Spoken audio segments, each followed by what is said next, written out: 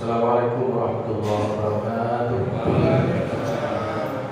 Na'udzu billahi Mustafa Muhammadin sallallahu alaihi wasallam ala alihi wa sahbihi wa azwajihi wa dhurriyyatihi wa ahlihi ajma'in. Syahadu billahi al-Fatiha. Na'udzu billahi minasy syaithanir rajim. Bismillahirrahmanirrahim. Alhamdulillahi rabbil alamin arrahmanir rahim maliki yaumiddin. Iyyaka na'budu wa iyyaka nasta'in ihdinas siratal mustaqim siratal ladzina an'amta 'alaihim ghairil maghdubi 'alaihim. Khususan ila hadrat sultan al-awliya syaikhul qadir insyaallah mubarak Muhammad sallallahu alaihi wa sallam mukarram al-Fatihah. A'udzu billahi minasy syaithanir rajim. Bismillahirrahmanirrahim. Alhamdulillahi rabbil alamin arrahmanir rahim maliki yaumiddin. Shiratal ladzina an'amta 'alaihim. Bismillahirrahmanirrahim. Qala al-musannif radhiyallahu anhu wa nafa'ana bihi wa bi'ulumihi wa bi karamatihi fid dharain amin. Ilahi anta maqsudi wa ridha wa matlubi 'abdi mahabbataka wa ma'rifataka. Hadirin ikhwan wa akhwat rahimakumullah. Alhamdulillah sampai malam hari ini kita masih diberi nikmat oleh Allah Subhanahu wa taala panjang umur, bisa menunaikan rangkaian amaliyah yang telah dituntutkan kepada kita oleh Syekhul Mursyid, telah dibina oleh guru kita Mukarram Haji Muhammad Al-Hanafi. Ini nikmat yang sangat luar biasa. Perlu kita ingat kembali, Allah Subhanahu wa taala menyampaikan dalam salah satu firman-Nya, barang siapa yang ingin bahagia hidupnya, maka diperintahkan baginya untuk satu, mencari wasilah, perantara yang bisa mengantarkan dirinya sampai kepada pusat kebahagiaan, kepada sumber kebahagiaan. Siapa sumber kebahagiaan? Adalah pusat kebahagiaan itu adalah di sisi Allah Subhanahu wa taala. Ya ayyuhalladzina amanu wabtaghu ilaihil wasilata wajahidu fi sabilihi la'allakum tuflihun. Wahai orang-orang yang beriman, bertakwalah kepada Allah dan carilah wasilah, perantara yang mengantarkan kalian dekat kepada Allah, wusul kepada Allah. Dan bersungguh-sungguhlah kalian di jalan itu, pasti kalian akan menjadi orang yang bahagia. Siapa wasilah ini? Wasilah ini tentu ada orangnya. Wasilah itu berarti orang yang bisa mengantarkan itu. Di dalam pelajaran kita, wasilah itu adalah guru. Wasilah itu adalah guru. Bagi orang-orang kalangan pesantren, apalagi orang-orang tasawuf, bahwa guru itu diyakini sebagai kitab yang tidak tertulis oleh para santri, oleh para murid-muridnya. Kenapa dikatakan sebagai kitab yang tidak tertulis? Sebab melalui guru itulah kita mampu mengambil ibrah, mengambil suri tauladan, mengambil pelajaran sebagaimana pelajaran-pelajaran itu tertulis di dalam kitab Al-Quran maupun Al-Hadis. Pendek kata bahwa jika kita tidak memiliki kemampuan cukup untuk membedah nilai-nilai dan kandungan-kandungan yang ada di dalam Al-Quran maupun Al-Hadis, cukuplah jadikan guru itu sebagai kitab kita, sebagai panduan kita. Itu lebih simpel, lebih praktis, tidak butuh waktu lama dan tidak butuh biaya banyak. Cukup kita lihat bagaimana profil guru kita.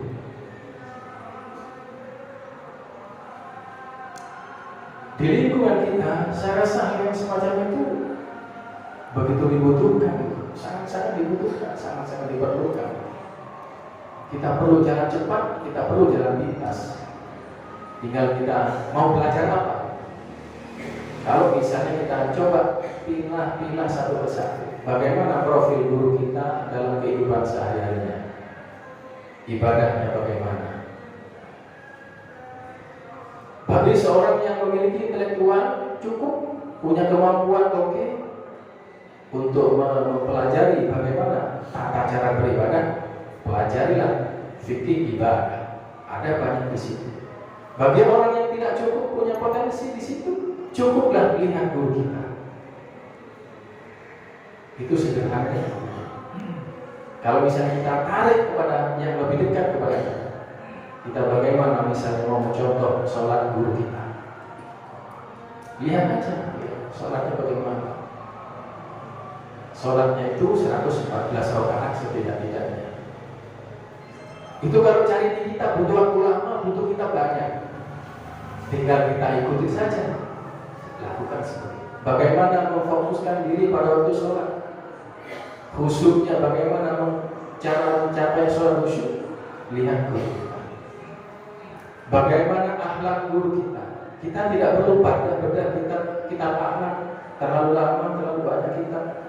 Cukup lihat bagaimana akhlak guru kita. Begitu juga bagaimana sedekahnya guru kita. Kita lihat di situ aja. Kalau guru kita itu punya kebiasaan yang tidak dimiliki oleh orang lain. Misalnya ini salah satunya, kalau beliau itu safari dakwah, ya, beliau itu sama Umi pasti bawa uang banyak, Apa tujuannya? Ya banyak kepentingannya uang itu. Kalau kemudian di tempat tujuan tiba-tiba ada orang yayasan yatim piatu, yatim, ada fakir miskin banyak di situ, kemudian ada pembangunan musola, masjid, pondok pesantren misalnya, yang di situ semua adalah membutuhkan bantuan dari pihak lain, maka beliau beri di situ, beliau bantu di situ. Dimanapun tidak pandang siapa, golongan apa, kalau itu bantu dengan dana yang beliau bawa dari rumah secara pribadi. Itu kita kebiasaannya di situ, salah satu kebiasaan di situ. Kalau kita misalnya diundang kemana, ya jarang yang bawa uang. Sebab kalau pulang nanti paling-paling sudah diberi uang. Paling-paling kita mendapat uang kalau pulang dari situ. Kalau guru tidak seperti itu, beliau bawa uang. Kalau kita, bagaimana mencontoh seperti itu? Inilah cukup lihat guru kita dalam hal bersedekah. Kemudian kalau misalnya tiba setiap hari raya Idul Fitri, bagaimana zakatnya beliau? Bagaimana sedekahnya beliau? Berapa ratus orang yang dikasih pakaian? Berapa orang yang dikasih uang? Semuanya, termasuk saya adalah orang yang mendapatkan bagian daripada pemberian beliau itu. Setiap satu tahun, setiap hari raya, Umi kasih baju saya, Al-Mukarram kasih sarung BHS. Selalu itu. Tinggal kita kalkulasi saja. Itu pada satu orang, saya saja.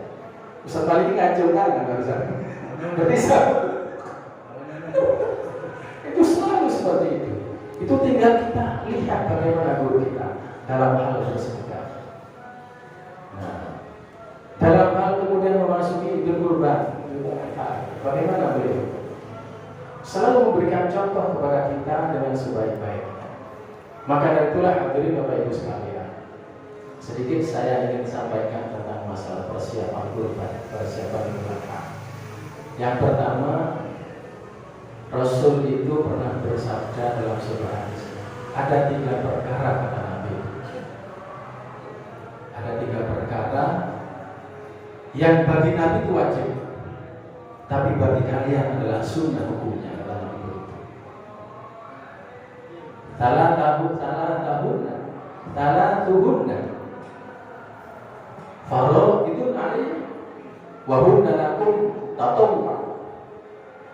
Ada 3 perkara yang bagi kufar itu hukumnya, tapi bagi kalian hukumnya sunnah. Apa dari hal ini? 1, an-nahr, kurban.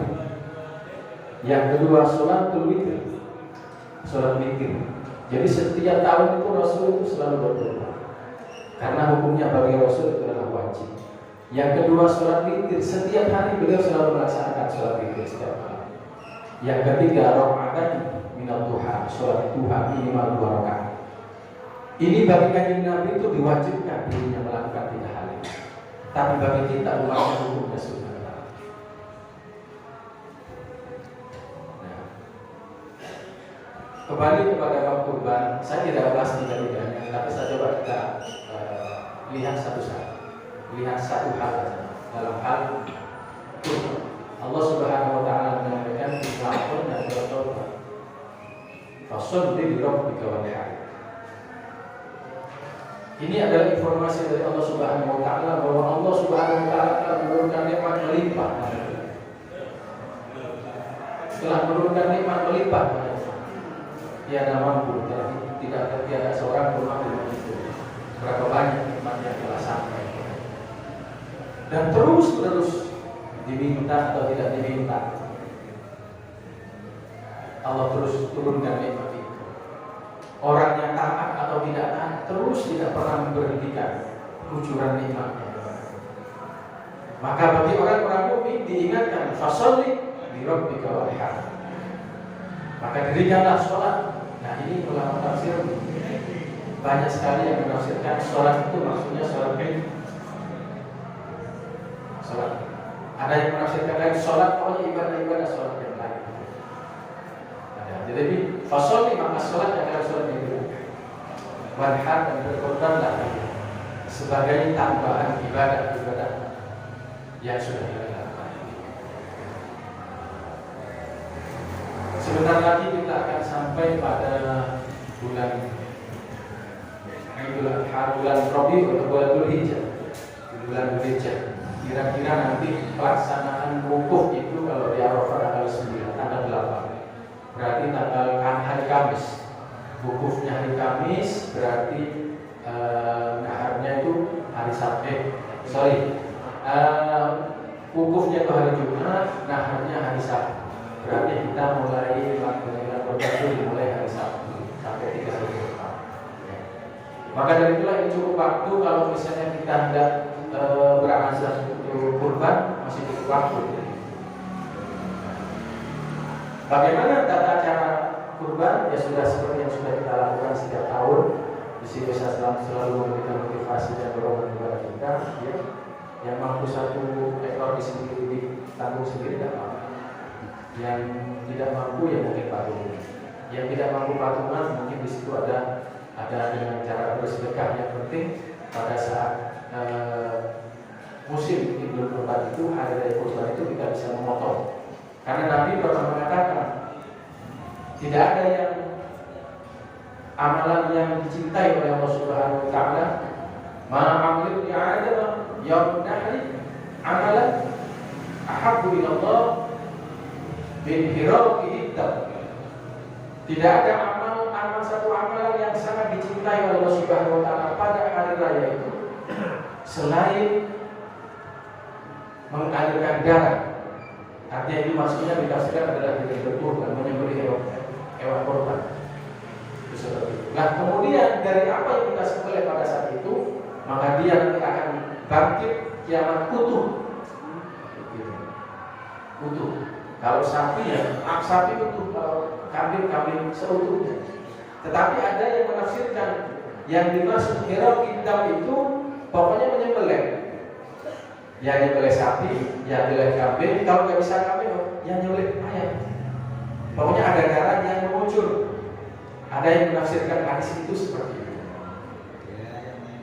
Beli ayam seperti itu ya. Tapi karena masalah rakaat hari ayam situ podo ayam yang turunan ratusan seperti itu saja. Sama saja. Atau dikumpulkan jadi satu bisa jadi sapi dan bisa yang menikmati orang banyak. Seperti itu. Nah, ini pada itu hari ini bagus. Kemudian itu wilayahnya apa kalau sudah seperti itu? Kalau yang sapi satu ekor dipikul satu orang 7 keluarganya bagus.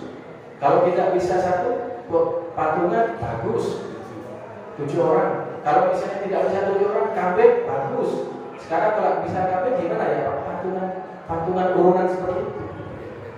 Nah, minimal baik-baik ukurannya ya 1 ekor ayam tapi digabung dari beberapa orang maka berwujudlah itu jadi sapi. Seperti itu ayam. Itu lebih kemanfaatannya lebih besar ketimbang satu ayam. Nah, ini bab apa hukumnya? Ya memang tidak masuk kategori hukum kurban. Tapi sedekahnya itu yang luar biasa. Nabi mengatakan, "Mana shadaqatun min mali." Tidak akan pernah kurang sedikit pun orang yang bersedekah. Hartanya tidak akan pernah sedikit pun berkurang karena sedekah yang dia lakukan. Apalagi ini sedekah yang satu amal, satu momentum yang sangat dicintai oleh Allah Subhanahu wa taala untuk kita berbagi pada saat. Kemudian demikian juga diteruskan hadis itu. Tidak ada wa ma tawadha, tidak ada bagi orang yang tawadhu lillah illa iz. Tidak ada bagi orang yang tawadhu kepada Allah kecuali dia diangkat oleh Allah Subhanahu wa taala. Derajatnya diangkat oleh Allah Subhanahu wa taala. Wa ma zadallahu bi'abdin bi'afwan illa izzah. Dan tidak ada kecuali bagi orang yang ahli memberikan maaf kepada orang lain itu kecuali diangkat kemuliaannya oleh Allah, ditambah kemuliaannya oleh Allah Subhanahu illa izzah, kecuali dia mulia di sisi Allah Subhanahu. Maka dengan cara patungan sedekah kurban misalnya seperti itu 100 berapapun nilainya bisa dikumpulkan menjadi satu, saya rasa tidak akan mengurangi keberkahan dari harta yang kita miliki. Kalaupun dari sisi angka berkurang misalnya begitu, tapi kurangnya hanya karena satu, tapi keberkahannya tidak berkurang sedikit daripada harta yang kita miliki. Maka dari itulah hadirin, di mana yang bisa kita jangkau, yang tahu adalah diri kita masing-masing. Kita mau pilih yang mana, itu ada pada diri kita. Itulah salah satu yang dicontohkan oleh guru kita. Maka guru itu adalah kitab yang tidak tertulis bagi setiap murid. Siapa yang pandai membaca guru kita, dialah yang banyak mendapatkan pengetahuan. Kenapa? Karena Nabi mengatakan, "Utlubul ilma minal mahdi ilal lahdi." Carilah oleh kalian itu ilmu sejak kalian masih di buaya ibu sampai ke liang lahat. Jadi kita tidak ada putus mencari ilmu. Belajar itu tidak ada putus. Bagaimana belajar kita? Apakah bedah kitab? Apakah ada banyak versi? Banyak versi bedah kitab. Oke, silakan. Kalau kita tidak sempat bedah kitab, lihat aja guru kita. Itu adalah kitab yang tidak tertulis, yang tidak mudah didapatkan. Bagi kita alhamdulillah. Karena di dalam salah satu ayat Allah Subhanahu wa taala berfirman, ini menjadi bagian daripada doa, salah satu doa Nabi Ibrahim. Salah satu doa Nabi Rabbi habli hukma wa alhiqni bis sholihin, kata Nabi Ibrahim. Wa ja'alni lisana sidqin fil akhirin.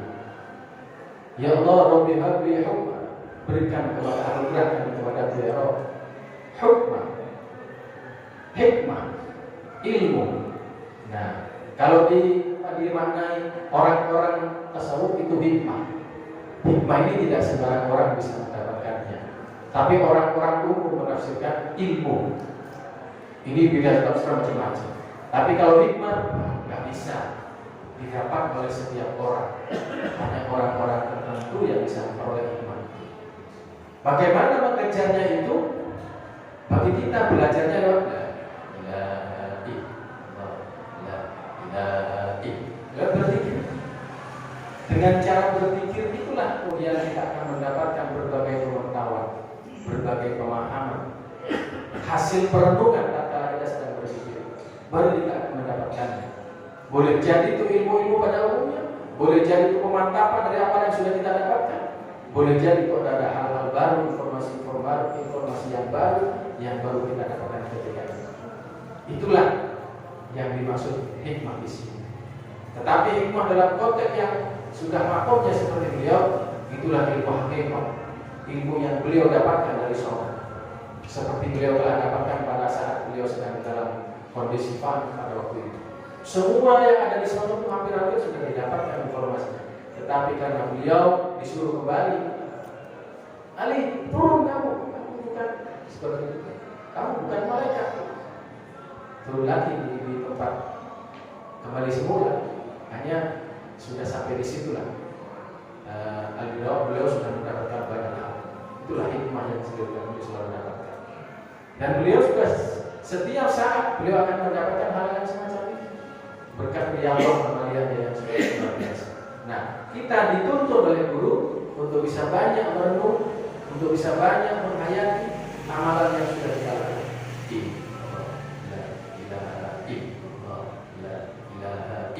Setiap kita pasti mendapatkannya. Maka saya ketika membaca WA di grup itu, saya tidak pernah komentar apapun, entah menambah, entah koreksi, tidak. Sebab apa? Itulah hasil daripada mujahadahnya teman-teman. Itulah pemahaman teman-teman. Itulah pemahaman kita. Versinya masing-masing. Dia sudah dapatkan di situ. Yang sering dicatolik itu dengan sesuatu yang baik. Ya hasilnya catolik sendiri. Begitu juga yang lain-lain teman-teman seperti itu. Makanya saya malah seringkali juga jadi evaluasi saya terhadap diri saya. Ustaz Selamat yang ini lain lagi. Makanya saya tidak pernah komentar apa-apa ketika ada statement pemahaman teman-teman yang di grup. Ya itulah bahwa dzikir itu betul-betul menjadi sumber inspirasi, menjadi sumber pemahaman. Tentu saja pemahamannya orang-orang berbeda. Tergantung, itulah menunjukkan juga makom pemahaman di antara kita. Sudah sampai di mana selama ini kita mengamalkan dzikir ini yang sudah betul dari dalam mulut kita. Ya di situ. Bisa jadi saya juga begitu, bisa jadi saya juga salah. Kenapa salah? Ya saya belum sampai pemahaman yang sesungguhnya. Makanya tidak pernah begitu juga panjenengan teman-teman. Bukan berarti panjenengan salah tidak. Memang pemahamannya baru sampai di wilayah ini. Karena memang bertingkat-tingkat pemahaman. Maka belajar itu perlu terus. Rabbi'an bi hukma Nabi Ibrahim. Ya Allah anugerah kepada ilmu yang bisa mendapatkan garisnya yang diberikan oleh guru kita, man 'amila bima 'allamallahu ma lam ya'lam. Barang siapa yang mengamalkan sesuatu yang telah dia ketahui, maka Allah akan ajarkan kepadanya sesuatu yang belum dia ketahui. Apa yang belum kita ketahui, yang belum kita pahami, kita akan dapatkan ketika kita berzikir. Makanya apakah iya? Apakah iya Pak? Iya. Silakan teman-teman ingat-ingat apa yang telah didapatkan dalam Riyadhul 40 hari kemarin. Silakan diingat-ingat. Pasti di situ banyak pengetahuan, pasti di situ banyak hikmah, pasti di situ banyak sesuatu yang baru yang telah didapatkan. Pasti. Cuma masalahnya tidak semua di antara kita itu mampu mengekspresikan dalam bentuk tulisan maupun kata-kata. Tetapi hasil pemahaman itu, hasil hikmah yang dia dapatkan hanya bisa dipahami di dalam kolomnya masing-masing. Oleh karena itu, untuk bisa mendapatkan hal tersebut, dzikir ini tidak boleh berhenti. Harus ada upaya untuk meningkatkan. Rabbi habli hukman wal ilmi bis-shalihin. Kumpulkanlah saya ya Rabb dengan orang-orang soleh, orang-orang yang baik. Saya rasa kalau teman-teman kumpul di sini, tidak ada orang yang mengatakan bahwa teman kita orang yang tidak baik. Semuanya adalah orang yang baik. Orang yang berzikir itu adalah orang yang mendapat petunjuk dari Allah. Orang yang mendapat petunjuk adalah orang yang memang dipilih oleh Allah. Dia diberi paham, diberi kemampuan untuk Mayyuridillah yufaqihu fiddin. Orang yang dikehendaki oleh menjadi orang yang baik, Mayyuridillah bi khairin yufaqihu fiddin. Barang siapa yang dikehendaki oleh Allah menjadi orang yang baik, maka orang itu diberi paham terhadap masalah agama. Orang yang mau berzikir adalah orang merupakan pintu awal. Orang tersebut akan diberi paham oleh Allah tentang masalah agama. Maka yang dituntut iman kita sudah langsung tertata, sehingga kita senang berzikir, senang melaksanakan ibadah, senang melaksanakan kebaikan-kebaikan. Itu menunjukkan profilnya orang yang baik. Maka Nabi Ibrahim al-Walidni bisolihin. Belum lagi dikumpulkan dalam ayat yang lain, hadis yang lain. Nabi ketika hendak wafat, Nabi Muhammad ketika hendak wafat, Rabbighfirli warhamni walhidni birrafiqil a'la, kata Nabi. Ya Allah, ampunilah saya dosa saya, berikan saya rahmat, kumpulkanlah saya dengan orang-orang yang terbaik. Nabi pernah berdoa 3 perkara itu ketika beliau wafat. Siapa Ar-Rafiqil A'la, teman yang terbaik? Teman yang terbaik ada di dalam suara yang ayat 60 kan. Wa may yuti'illahu wa rasul fa ulaika ma'al ladzina yad'una rabbahum wa may yuti'illahu wa rasul ma'al ladzina ulaika wa may yuti'illahu wa rasul fa ulaika ma'al ladzina an'ama Allahu minan nabiyyin was-siddiqin wasyuhada'i was-shalihin wa hasuna ulaika rafiqa. Orang yang terbaik itu orang-orang soleh yang terbaik adalah orang para nabi, para siddiqin, para syuhada, para sholihin. Ini yang diminta oleh Rasul. Mohon dikumpulkan dengan orang-orang ya Rasul, ya Allah. Nabi Ibrahim pun meminta, walhidni bis-sholihin, kumpulkan saya dengan orang-orang soleh. Sebab predikat seseorang yang soleh baik dan tidak baiknya tinggal ditanyakan siapa samping kanan kirinya. Kalau saya akan tanya saya, nggak usah repot-repot mencari informasi banyak-banyak. Cara tanya Ustaz Selamat, tanya Ustaz Maliki, udah cukup. Jadi kalau mau tahu profil saya, beliau itu sudah menjadi stempel saya. Kalau panjenengan mau lihat saya, misalnya asal orang baik, pasti orang lain akan mengatakan saya adalah orang baik. Tapi sebaliknya, kalau saya orang yang tidak baik, lihat yang ditanya adalah teman saya adalah Ustaz Selamat, tidak baik, saya termasuk orang yang tidak baik. Maka Nabi mengatakan, tinggal siapa yang menjadi teman saya, yang sepermainan, seperjuangan siapa, tinggal itu. Oleh karena itu Nabi Ibrahim kasih. Inilah hadirin Bapak Ibu sekalian, untuk menuju kepada tempat menemukan orang-orang yang terbaik itu enggak ada lagi.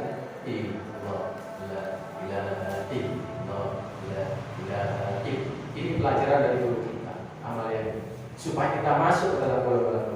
Maka Al-Muharram seperti mengatakan, di sisi Allah itu ada siapa? Di sisi Allah itu ada para nabi. Di sisi Allah itu ada siapa? Ada syuhada. Di sisi Allah itu ada siapa? Ada siddiqin. Di sisi Allah itu ada siapa? Ada sholihin. Orang-orang ini, para nabi, para siddiqin, para syuhada, semuanya ini ada di sisi Allah.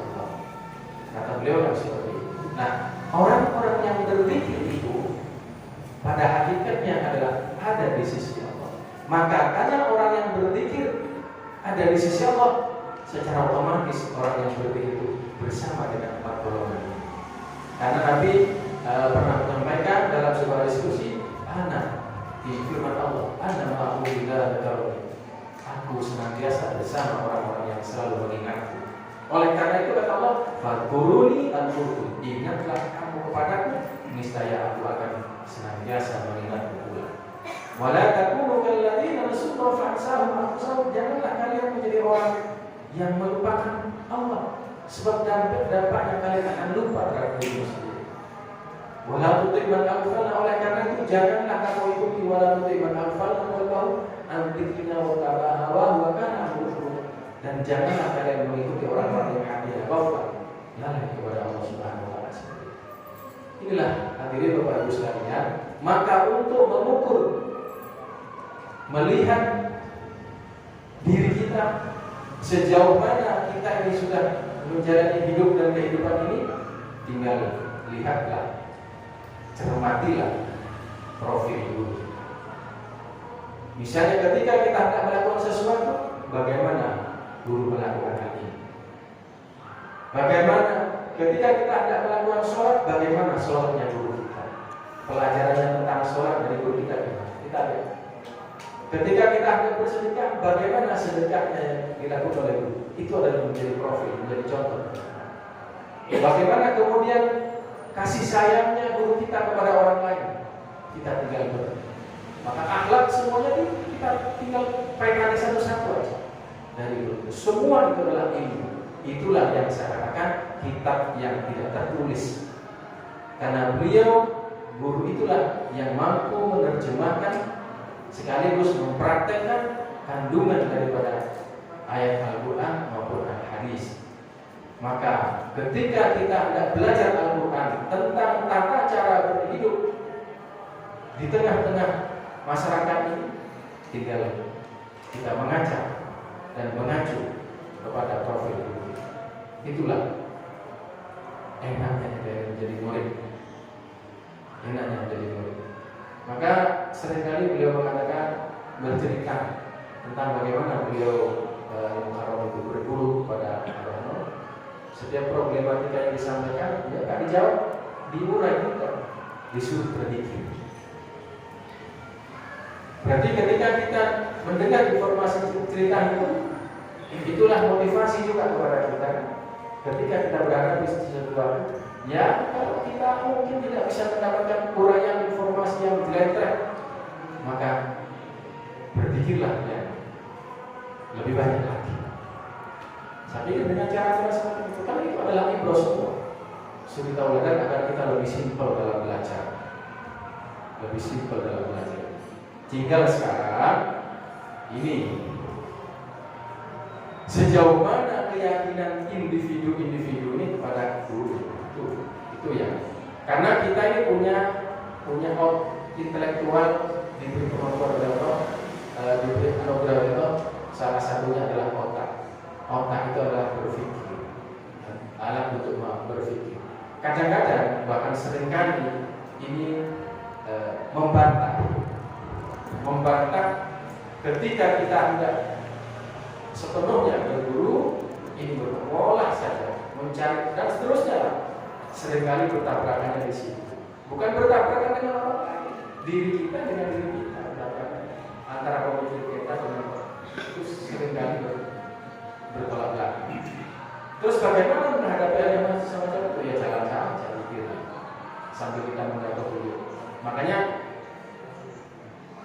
ini salah satu ya, ketika kita pahami salah satu filosofi kenapa zikir Al-Mukarram itu memberikan maklumat beberapa tahun yang lalu itu suruh zikir subuh, setelah subuh suruh zikir sampai isyraq sebanyak-banyaknya sampai tidak kemana lagi, tidak ada wudhu kalau bisa.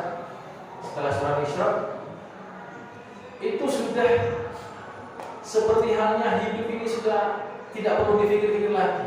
Karena begitu sudah selesai sholat, isyraq semuanya selesai, semua urusan kita sudah kita serahkan kepada Allah. Sudah kita serahkan semua urusan yang akan terjadi hari itu, nanti, besok semuanya seakan-akan sudah kita serahkan semua. Walaupun kita tidak berdoa sekalipun, apalagi kita berdoa, misalnya kita ungkapkan dalam sebuah perasaan, ya Allah, terima kasih. Kau telah berikan nikmat kepada kami sehingga kami mampu menunaikan perintah, walaupun hanya sebatas yang bisa kami lakukan, mulai dari malam sampai sholat isyraq sampai semuanya bisa kita lakukan. Terima kasih. Bisa ditambah lagi doa, terima kasih kau telah berikan kemampuan kepada kami, kepada istri kami, kepada anak kami, kepada orang tua kami, kepada guru kami, kepada sahabat kami, kepada saudara kami, kepada jamaah kami, kepada hewan kami, kepada siapapun orang-orang yang telah hikmat kepada kami, kepada orang yang khianat kepada kami, kepada orang yang telah kami dolimi, pernah kami dolimi, misalnya seperti itu. Terima kasih Allah, kau berikan nikmat semua, berikan kemampuan kepada kami semua untuk menjadi hamba yang senantiasa bersyukur. Misalnya begitu, kita yang berterima kasih akan mewakili mereka kepada Allah, misalnya seperti itu. Ini sesuatu yang sangat luar biasa. Dan itu adalah ungkapan spiritual yang bisa muncul kepada siapapun, kapanpun, dan dimanapun kepada individu. Biasanya enak Kemudian sampai mintakan ampun, ya Allah, ampunilah semua kami, istri kami, semua kita mohonkan ampun kepada Allah. Berikan mintakan kuat iman Islam kepada semua, kepada Allah semua. Kemudian juga, ya Allah, kami tidak tahu apa yang akan terjadi hari ini bagi kami semua. Begitu juga nanti, apalagi besok, apalagi yang akan datang, kami tidak tahu. Maka anugerahkan kepada kami semua yang terbaik menurut kami. Makanya kita sudah selesai Islam, semuanya kita selesai urusan kita itu. Semuanya sudah kita serahkan kepada Allah. Tinggal kita menunggu hasil. Mau diberi apa, mau bentuk apa, wallahu a'lam. Karena kita sudah serahkan kepada Allah. Dan itu hemat saya, itu sebuah doa yang sangat luar biasa. Maka ketika itu kan kita berdoa untuk mendoakan orang lain, mendoakan diri kita dan mendoakan orang lain. Maka ketika seseorang mau berkenan mendoakan orang lain yang orang lain itu tidak tahu bahwa dia sedang didoakan, apa kata malaikat? Amin, amin. Malaikat mengamini doa kita itu. Kemudian malaikat mengatakan, "Fala kamitru." Kata malaikat, "Fala kamitru, maka bagimu seperti apa yang kau doakan." Ini hadisnya seperti itu.